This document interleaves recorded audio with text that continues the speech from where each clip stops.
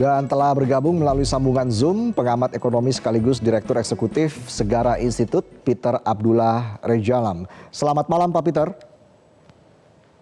Selamat malam Mas Reza. Baik, Pak Peter, sejauh ini dari analisa Anda bagaimana kinerja perusahaan-perusahaan BUMN di bawah kepemimpinan Erick Thohir, khususnya mengimplementasikan good corporate governance pada BUMN? Ya, saya kira kita sudah bisa melihat ya, dari pertama ukuran sederhananya adalah dari peningkatan dividen atau pembagian keuntungan setoran kepada pemerintah ya, sebagai bagian dari penerimaan pemerintah. Dan yang kedua adalah kalau kita lihat dari perkembangan dari satu persatu perusahaan-perusahaan BUMN yang saya kira juga menunjukkan kinerja yang sangat baik ya, terutama pada perusahaan-perusahaan BUMN, Bank Himbara, Pertamina, Telkom, saya kira menunjukkan kinerja yang baik, walaupun ada beberapa BUMN yang menunjukkan kinerja ya atau mengalami permasalahan-permasalahan ya.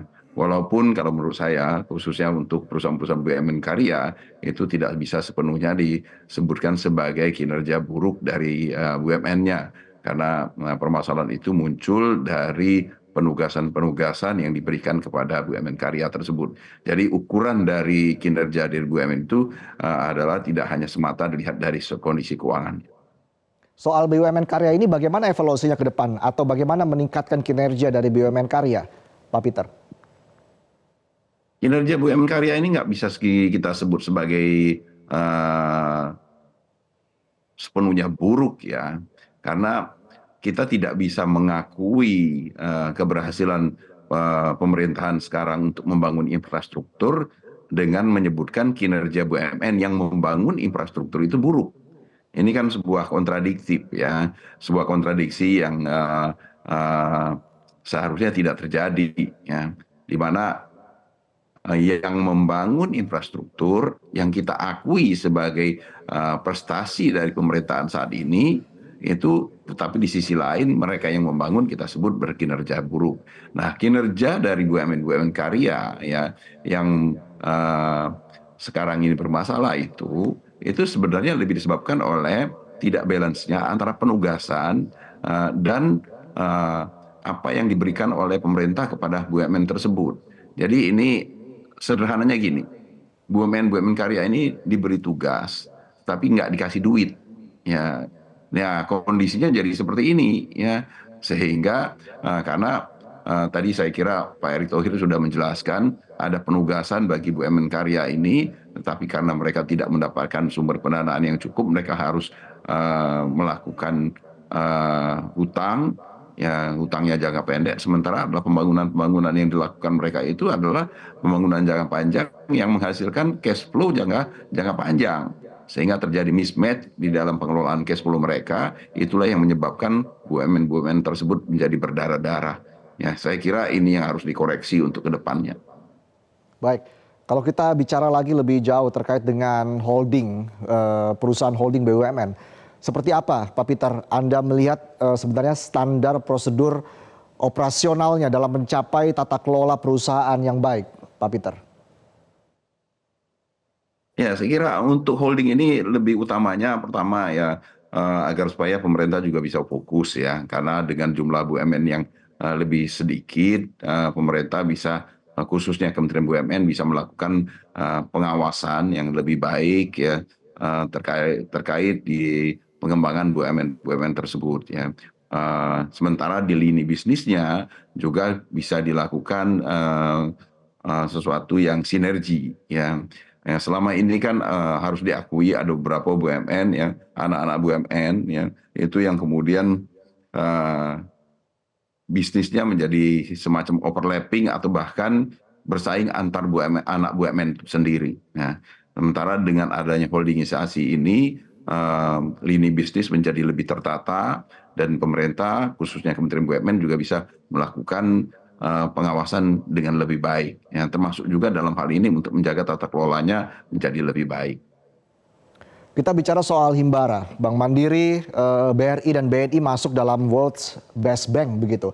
Tapi sebenarnya tantangan ke depan bagi Bank Himbara ini apa Pak? Apa tantangan terberatnya bagi Himbara?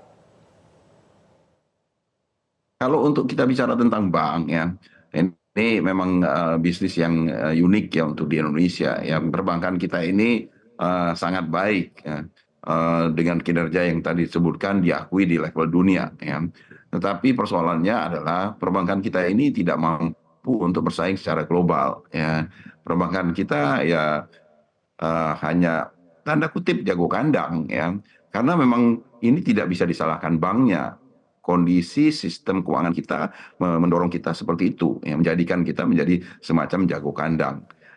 Nah, ini yang menjadi tantangan ke depan, saya kira bagaimana kita mendorong perbankan kita ini tidak hanya sekedar jago di dalam negeri, tetapi juga bisa bersaing di luar negeri, menjadi bank-bank global yang mampu berkiprah di dalam sistem keuangan global. Tetapi hal itu tidak hanya semata ditentukan oleh Kementerian BUMN atau pemerintah, tetapi juga harus kita sesuaikan dengan kondisi kebijakan moneter fiskal kita. Menuju masa transisi kepemimpinan yang baru di Indonesia, apa yang sebenarnya harus menjadi prioritas yang akan dipersiapkan oleh BUMN, Pak Peter? Menurut saya yang harus menjadi prioritas adalah eh, ketegasan kita menempatkan BUMN. Ya, BUMN kita ini kan agak unik ya, berbeda dengan BUMN-BUMN di negara lain, di mana BUMN kita ini tidak semata berfokus pada komersial, ya, mencari profit, ya, tetapi juga memiliki peran ganda sebagai eh, perpanjangan tangan pemerintah melaksanakan tugas-tugas pemerintah ya. Hal ini harus diseimbangkan ya. Saya kira apa yang disampaikan oleh Pak Erick Thohir tadi saya kira itu menjawab hal itu ya. Pemerintah tidak bisa sekedar hanya menugaskan semata ya, seperti yang pernah terjadi misalnya terhadap BUMN karya kita. Tetapi penugasan-penugasan itu juga harus diimbangi dengan mempertimbangkan bahwasanya BUMN-BUMN ini adalah termasuk pendorong ya, katalisator di dalam perekonomian kita ya, sehingga penugasan-penugasan yang imbangi Baik, dengan treatment ya oleh pemerintah kepada BUMN tersebut agar supaya BUMN ini bisa menjalankan fungsinya dengan baik ya, sebagai ya, badan usaha, sebagai agen pembangunan, tetapi Pak juga Peter. bisa melaksanakan tugas-tugas dari pemerintah. Pak Peter, lalu ke depan bagaimana meningkatkan lagi kinerja dari BUMN yang saat ini sudah membaik begitu ya di era Erick Thohir ini, Pak Peter? Ya, tadi dengan melaksanakan, saya kira ini proses ya untuk perbaikan dari BUMN itu membutuhkan proses panjang ya. Tidak mungkin juga kita melakukannya dalam waktu yang sangat instan ya. Apa yang sudah kita peroleh sekarang ini, apa yang menjadi kinerja dari Pak Erick Thohir yang sekarang ini yang sangat baik, saya kira juga tidak lepas dari apa yang sudah dilakukan oleh menteri-menteri BUMN sebelumnya. Demikian juga di kedepannya, saya kira Kementerian BUMN pasti akan melanjutkan apa yang sudah dirintis oleh Pak Erick Thohir dan itu proses perbaikan itu akan kita harapkan terus berlanjut dan sehingga peran serta dari Kementerian BUMN dan kemudian kinerja dari BUMN-BUMN ini menjadi jauh lebih baik dari yang sekarang. Artinya Menteri BUMN Erick Thohir sudah membangun pondasi dengan arah yang tepat begitu, Pak Peter. Kalau kita bicara roadmap 2024 sampai 2034.